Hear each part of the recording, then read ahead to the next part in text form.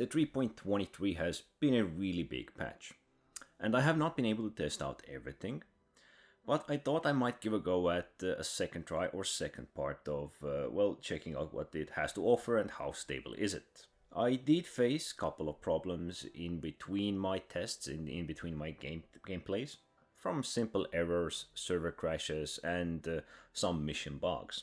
So I actually think they did a really nice job with the EVA.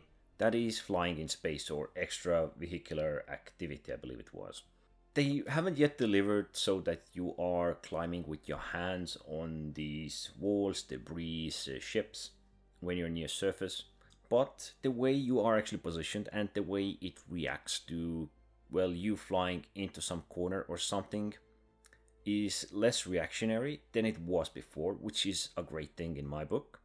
The way you can maneuver to 180, aim with a weapon, and fly about, all of this I think is just perfect for the EVA. Sure, perhaps it could be a little bit less bouncy when you're going near surfaces. I think that is a thing they can improve on.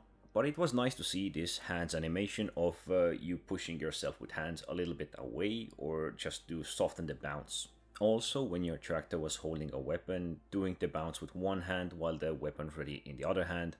Plus, you did not need to boost yourself once you gave thrust in a certain direction. Your character just kept going, which is all well and good.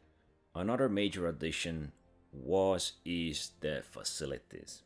Facilities are a very multifunctional platform or location in Star Citizen. You can have very basic simple missions there, which I was not expecting. For example, the investigation missions. This is what I was not expecting, and actually to find this amount of loot. Investigation missions were actually done really well, since they had several suggestible areas where you should look towards to find the missing person. I found all of my missing persons, and I found even extra missing persons because possibly some other mission was going on, or perhaps it remained from another mission.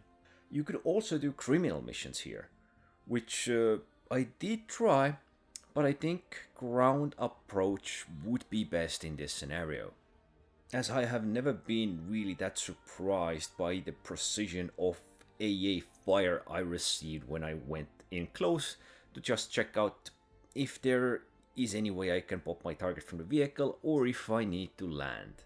Sad to say, the amount of fire I took and all of a sudden how precise it was very remarkable.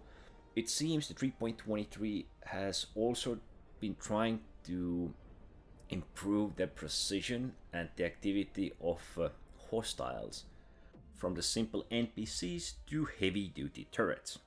From the turret's perspective, I think it is good, since we don't really have a need for ground approach in most cases. But if we are forced for a ground approach, why not? That was the goal. They wanted us to use the ground approach in certain areas which might be hard to handle. And I'd say this is the first test scenario of this. Although the firepower I did receive in my heavy fighter was extremely overwhelming, and all of a sudden it all just started melting me. I was not prepared for that. I did check out some of these other missions, criminal ones, non-criminal ones, and I did notice there is a mercenary mission to actually kill some of these beasties, Copians, the cat-dog hybrids.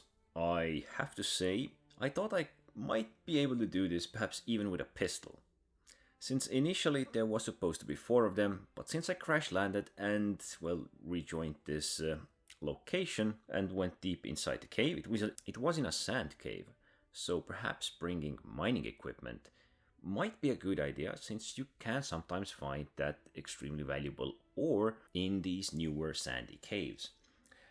I was actually a wee bit surprised. I was expecting these beasties to run away, but they were somewhat wary. I wasn't expecting them to be extremely hostile, because as usual, when something new is released, it is not working properly. But they did strike me with the pose briefly, and after that it was all out charging and striking, and even certain bugs happening. But I did underestimate how much ammo I do need to take down. Now, perhaps 4 would have been doable, but this mission multiplied to 8 out of 16 somehow. So if you go in a cave, be prepared. I did get a little jump scare at one point because I wasn't expecting a beast and all of a sudden I see one. The new markers are all well and nice, but they don't inform you of everything, and well, the movement of these beasts can also have certain effects on you when you try to do the things you love. Their damage seems to be roughly around 25% of our health. I did take a bite before I received fatal biting and claw marks on my body.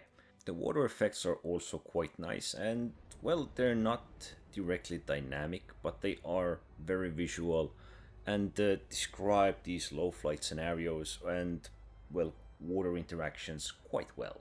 There's so much to check out this patch, and it's not been that bad of a launch. I was expecting a lot worse. I was expecting way more problems, way more bugs, disconnects, and all of that. But it appears it has some stability. And it's definitely better if we compare it to, I believe it was 3.18 maybe, 3.17, which happened last year around same time. But as usual, enjoy everything that they have added because it is quite remarkable. Ship combat overhaul, weapons overhaul, and everything there. I still have a lot to go through, and there are some very unique, cool changes happening there, like the Revenant, for example. It now has a reasonable amount of ammo, and some of these other changes, which are very interesting. But for now, don't forget to like, subscribe, and thanks for watching.